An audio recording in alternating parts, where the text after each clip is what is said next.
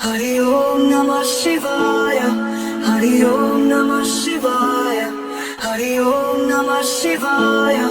हरि ओम नमः शिवाय। हरिओम नमः शिवाय। जय गुरु जी सभी को। स्वागत है आपका आपके अपने चैनल टैरो बाय टीजे पर। I am back with another candle wax reading for you guys. So आज की रीडिंग उन लोगों के लिए है जो अपने किसी एक्स पार्टनर की फीलिंग अपने प्रति जानना चाहते हैं। ओके, सो ये आपके ex boyfriend, husband, girlfriend, wife, ये लव रीडिंग है। स्पेसिफिकली आपके किसी पर्सनल रिलेशनशिप को लेकर के मैं ये रीडिंग करने जा रही हूँ। उस इंसान के बारे में सोचिए जिनकी एनर्जी आज के दिन में आप अपने प्रति जानना चाहते हैं, जिनसे आप अलग हो चुके हैं, जो एट प्रेजेंट आपके साथ में रिलेशनशिप में नहीं हैं। ऐसे ही रिलेशंस के लिए इसी इंटेंशन के साथ में मैं ये रीडिंग कर रही हूँ। ये टाइमलेस है, जनरल है, यानी कि ये किसी भी व्यक्ति विशेष के लिए उनकी पर्सनल रीडिंग नहीं है।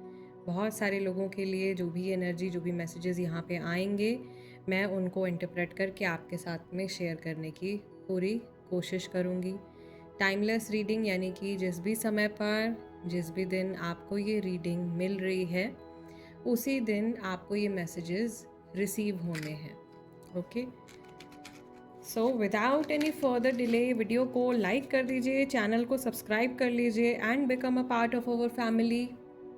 और महादेव और माँ भगवती का नाम लेकर के हमारा आज का डिविनेशन सेशन हम स्टार्ट करते हैं। लेट्स सी, जिस व्यक्ति से आप अलग हो चुके हैं, जो आपके एक्स पार्टनर हैं, उस इंसान का इमोशन, उनके फीलिंग्स, उनके थॉट्स आपको लेकर के क्या हैं आज के दिन में। ऐसा क्या है जो आपके लिए जानना बहुत ज़्यादा ज़रूरी है। We have a heart. Wow, ये बहुत रेयर सिंबल है। यहाँ पर एक हार्ट की तरह सिंबल बन गया है। I can see W, I can see number 3।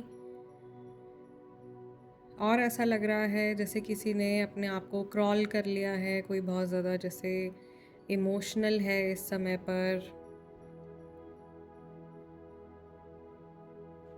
ऐसा लग रहा है कि okay, there are some red spots also इस रीडिंग में।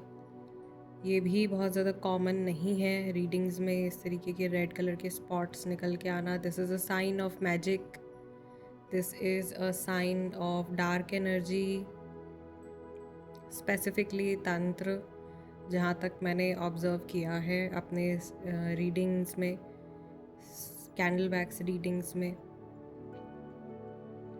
ऐसा लग रहा है कि आप में से बहुत सारे लोग ऐसे हैं जिनको कि ज़बरदस्ती जानबूझ करके किसी और इंसान ने अलग करवाया है, और ये सेपरेशन शायद आपके डेस्टिनी में, बहुत सारे लोगों के लिए ये मैसेज है कि ये सेपरेशन आप लोगों की डेस्टिनी में था नहीं, बट या तो यहाँ पे आप लोगों के रिलेशन को बहुत ज़्यादा नज़र लग गई है लोगों की, और सेल्फ इन्फ्लिक्टेड नज़र भी हो सकती है कि अपनी ही नज़र लग रही है।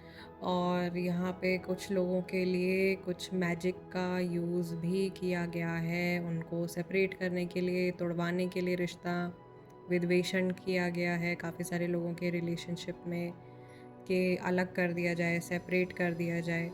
वो वाली एनर्जी मुझे दिखाई दे रही है। दूसरा, मुझे ऐसा लग रहा है कि आज के दिन में ये इंसान अपनी लाइफ में इन जनरल किसी ऐसी सिचुएशन में स्टक हो सकते हैं जहाँ पर ये एक डेड एंड पर पहुँचे हुए हैं, और इन्हें बार बार ऐसा थॉट आता है पर्सनल लाइफ को लेकर के कि शायद इन्हें वापस चले जाना चाहिए, वापस मुड़ के देखना चाहिए, आपको रीच आउट करना चाहिए, एंड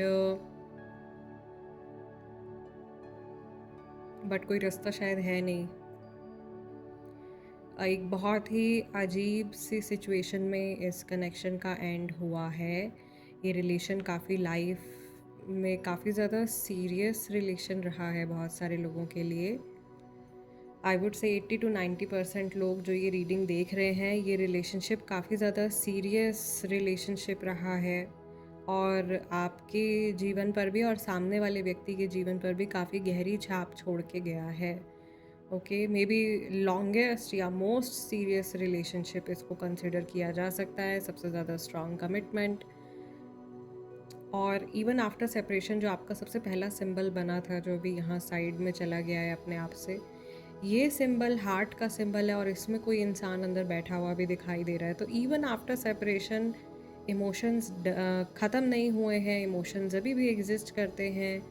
और ऐसा लग रहा है कि ये इंसान जो है, आप अलग होके भी एक दूसरे के साथ में कहीं ना कहीं जुड़े हुए हो, कहीं आपके दिल के तार अभी भी एक दूसरे से कनेक्टेड हैं। और आप अलग होने के बारे में काफ़ी ज़्यादा शायद डरा करते थे, या बहुत ज़्यादा फ़ियर था आपको कि कैसे आप सर्वाइव करोगे इस इंसान के बिना, और या वो इस तरीके का फ़ियर रखते थे। और आज शायद वो ऐसा सोचते हैं कि वो अपनी लाइफ को पलट करके देख रहे हैं, and how things have changed.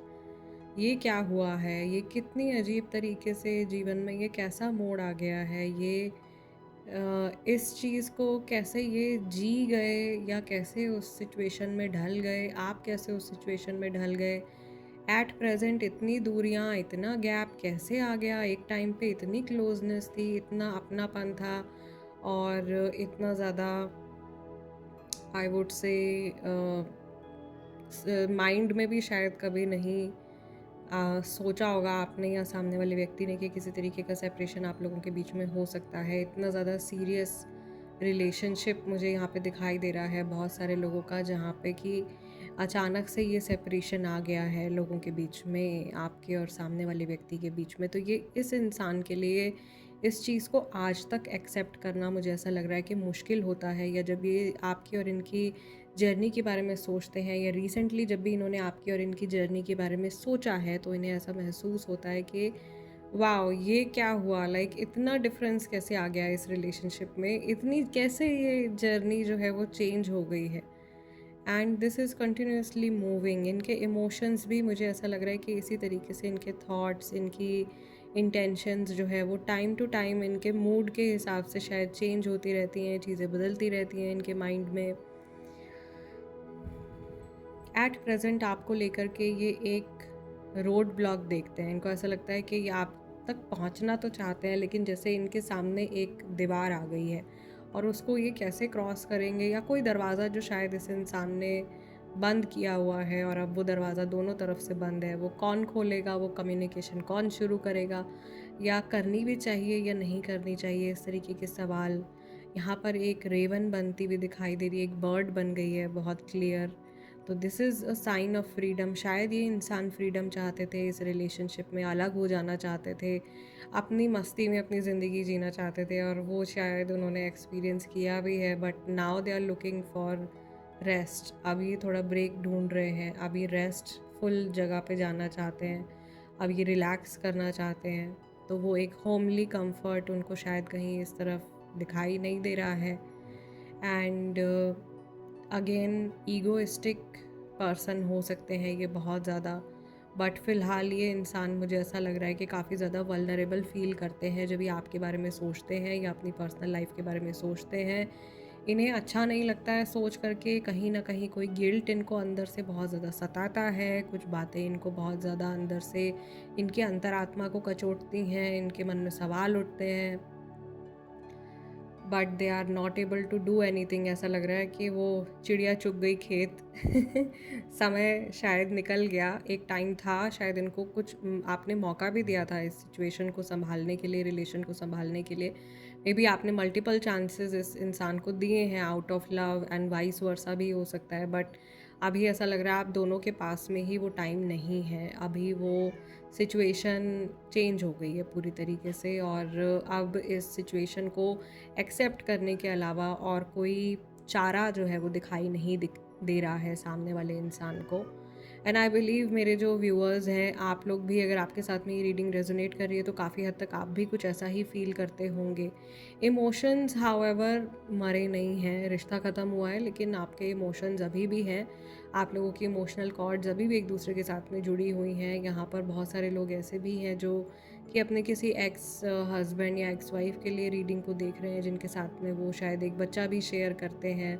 तो कुछ लोग आई वुड से 20% 10-20% जो ये रीडिंग देख रहे हैं मैरिड भी हैं, और एंडिंग्स आ गई हैं यहाँ पे, अब्रप्टली एंडिंग आ गई है।